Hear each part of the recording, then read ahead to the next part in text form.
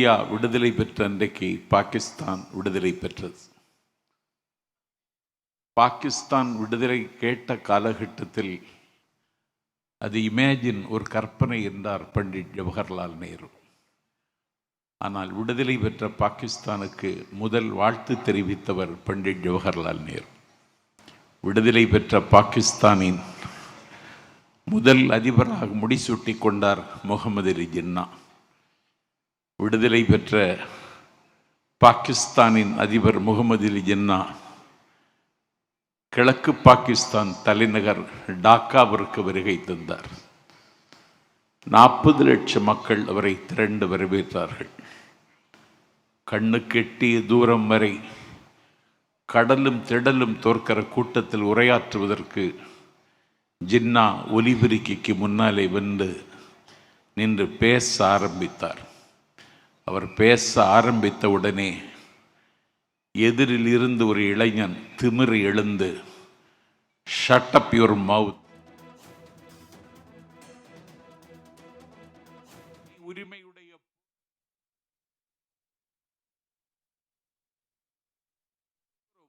இந்தி என்கிற மொழியை எதிர்க்கவில்லை. It is a symbol of Delhi. Hindi is a symbol of religion. Hindi is a symbol of Manudharma. Hindi is a symbol of disintegration. Hindi is a symbol of discrimination. இந்திய அநீதியின் சின்னம், ஆதிக்கத்தின் சின்னம், மதத்தின் சின்னம், மனுதர்மத்தின் சின்னம், பிரிவினையின் சின்னம். அதனால் நாங்கள் எதிர்க்கிறோம். என்னுடைய தமிழ் மொழியின் மீது மேலாதிக்கம் செலுத்துவதற்கு உன்னுடைய மொழிக்கு எந்த தகுதியும் இல்லை என்பதை வரலாற்று ரீதியாகவும் லிங்குஸ்டிக்ஸ் மொழியியல் ரீதியாகவும் நாங்கள் எந்த மன்றத்திலும் நிரூபிக்க முடியும். ஆனால் இந்த மொழிக்காக தங்களுடைய ஆவியை என்றைக்கு அவர்கள் துறந்தார்கள். இங்கே தலைவர் அவர்கள் மலரஞ்சலி செலுத்தினாரே 1938 தலைநகர் சென்னை சிறைச்சாலையில் தாளமுத்து உயிர் துறந்தான், நடராஜன் உயிர் துறந்தான். 1965 மொழிப்போரில் கீழப்பழுவூர் சின்னசாமி அண்ணாவினுடைய சிலையை அரவணைத்துக் கொண்டு கங்கா ஜலம் கொண்டு அம்பாளுக்கு அபிஷேகம் செய்வதைப் போல தன்னுடைய தேகத்திற்கு தானே பெட்ரோலை ஊற்றி தானே தன்னுடைய தேகத்திற்கு தீயை பற்ற வைத்து முத்து பற்றி பிடித்த தீ ஜுவாலை விட்டு கொழுந்து விட்டு எரிய என் பெருமைக்குரியவர்களே, முத்து பற்கள் வெடித்து சிதற, மோகன முடி கருகி சுருள, வறண்ட வயலை போல உடம்பு பாலம் பாலமாக வெடிக்க, உடம்பிலிருந்து தண்ணீர் ஆறாகி ஒழுக, நிற்க சக்தியற்று நிலத்தில் சாய்ந்து கீழே விழுகிற பொழுதும் ஆதிக்க இந்தி வீழ்க, அன்னை தமிழ் வாழ்க என்று மொழிந்து கொண்டே அவர்கள் அன்றைக்கு முடிந்து போனார்கள்.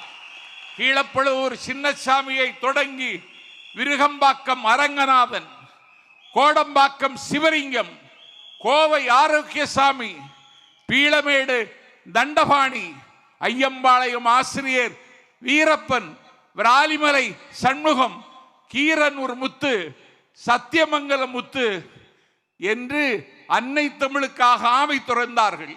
மண்ணெல்லாம் வீரம் பேசும், மலரெல்லாம் தமிழாய் மாறும், பெண்ணெல்லாம் புலியாய்ச்சீரும் சிவகங்கை சீமையில் பிறந்து கலை தேடுவதற்காக சிதம்பரத்திற்கு அண்ணாமலை பல்கலைக்கழகத்திற்கு படிக்க வந்த மாணவன் இந்தியாதிக்க எதிர்ப்பு ஊர்வலத்தில் அவன் நடைபோட்டு பட்டாள நடைபோட்டு வருகிற பொழுது அவனை சுடுவதற்கு காக்கி சட்டை அணிந்த காண்டா மிருகங்கள் துப்பாக்கி எடுத்து சுடுவதற்கு குறிபார்த்த பொழுது பட்டனை திறந்து சுடு, ஆசெய்து சுடு என்று மார்பை காட்டி குண்டை மார்பில் வாங்கி மரித்து போனான் மாணவன் சிவகங்கை ராஜேந்திரன்.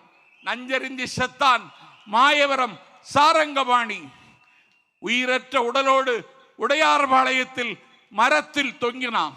அந்த மொழிப்போர் தியாகிகளை நான் இன்றைக்கு கொண்டாடுகிறோம். சேனை ஒன்று தேவை, சேனை ஒன்று தேவை, செந்தமிழ் காக்க சேனை ஒன்று தேவை என்று பாடினான் பாரதிதாசன். செந்தமிழ் காக்க இனி ஒரு சேனை தேவைப்படுமானால் அந்த சேனையை தருகிற இயக்கம் எங்கள் தளபதியின் தமிழக வெற்றி கழகம் என்பதை மத்தளம் கொட்டி வரி சங்கம் நின்றூதி நான் இன்று சொல்லுகிறேன், அந்த சேனை எங்களிடத்தில் தான் இருக்கிறது. நீங்கள் இந்திய எதிர்ப்பதாக நாடகம் போடுகிறீர்கள். 40 நாடாளுமன்ற உறுப்பினர் உங்களுக்கு இருக்கிறார்கள். நான் கேட்கிறேன், அன்டெமோக்ராட்டிக் கண்ட்ரி, அன்சிவிலைஸ்டு பீப்புள் என்று இந்தியாவினுடைய மனிதவள மேம்பாட்டுத்துறை அமைச்சர் நாடாளுமன்றத்தில் பேசினார். என்ன எதிர்வினையாற்றினீர்கள்? எம்பி என்றால் யார்? He is one of the DMK that have invaded Delhi. டெல்லியோடு மோத, டெல்லியோடு யுத்தம் செய்ய, டெல்லியில் குவிந்து கிடக்கிற அதிகாரங்களை உடைத்து நொறுக்குகிற படைக்கலன் நான் ஒரு எம்பி. அந்த கடமையை செய்தீர்களா? நாடு பார்த்து கொண்டிருக்கிறது. உங்கள் நாடகம் முடிவுக்கு வரப்போகிறது. துரியோதனன் வீழ்ச்சி அவன் தொடையில் இருந்தது. சராசந்தன் வீழ்ச்சி அவனுடைய உடலை மாற்றி போடுவதில் இருந்தது.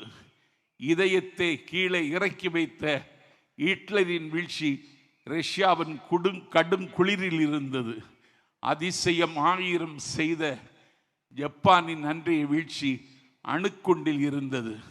ஒரு வல்லாதிக்கத்தின் வீழ்ச்சி அண்ணாவின் சென்னாவில் இருந்தது. உய்ய வந்த தமிழினத்தை உய்யாது தடுத்து குடும்ப புற்றில் குடியிருக்கும் பூனாகங்களின் வீழ்ச்சி எங்கள் தளபதியின் கையில் இருக்கிறது என்பதை வருகிற காலத்தில் எழுதுவதற்கு நாம் மொழிப்போர் தியாகிகள் நினைவு நாளில் சூளுரைப்போம். வருகிற காலம் நம் காலம். வருகிற காலம் தமிழக வெற்றி கழகத்தின் காலம்.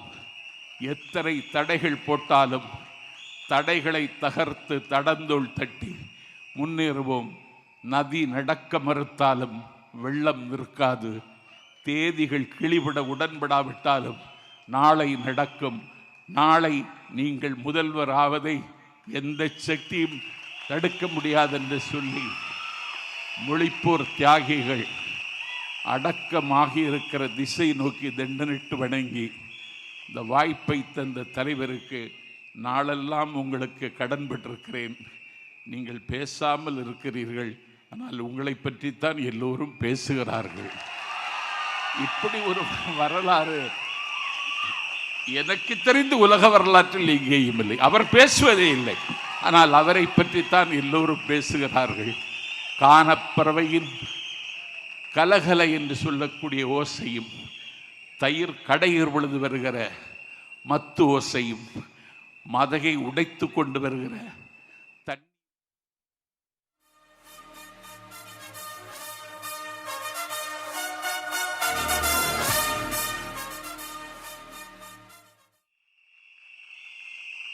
இன்னொரு படத்தில் ஒரு பஞ்சு டயலாக் சொல்லுவார்.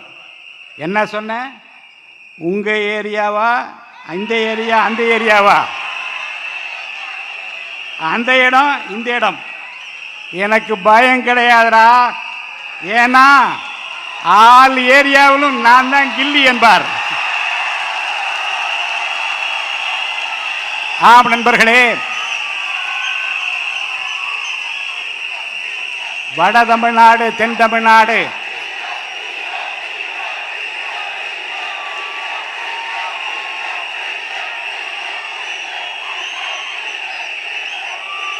அந்த பக்கம் இந்த பக்கம் என்றில்லாமல் எந்த பக்கம் திரும்பினாலும் விசு சத்தம் கேட்கிறது.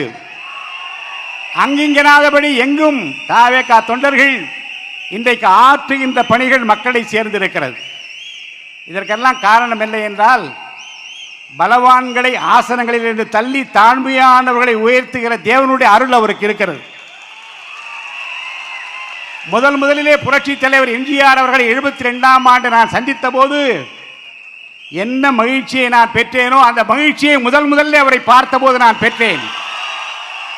அதற்கு காரணம், இந்த நல்லவரை நாடு தேடிக்கொண்டிருக்கிற என்ற நேரத்தில் புரட்சி தலைவர் வந்தார். இந்த நல்லவரை நாடு தேடுகிறது என்கிறது போது அந்த நல்லவர் நமக்கு கிடைத்திருக்கிறார் என்கின்ற அந்த மகிழ்ச்சியோடு நான் அவரை பார்த்தேன். தமிழக அரசியல் வரலாற்றில் எத்தனையோ தலைவர்களை பார்த்திருக்கிறது. ஆர்ப்பாட்டம் செய்து பதவியை பெற்றோர் பலர், ஆரவாரத்தோடு வெற்றியை பெற்றோர் சிலர், ஆரவாரம் இல்லாமல், பகட்டில்லாமல், படோடோபம் இல்லாமல் எதேச்சதிகாரம் இல்லாமல் அமைதியாக நின்று நான் உங்கள் குடும்பத்திலே ஒருவன் என்று சொல்லக்கூடிய ஒரு ஆற்றல் மிக்க ஒரு தலைவராக இன்றைக்கு மக்கள் அவரை ஏற்றுக்கொண்டிருக்கிறார்கள்.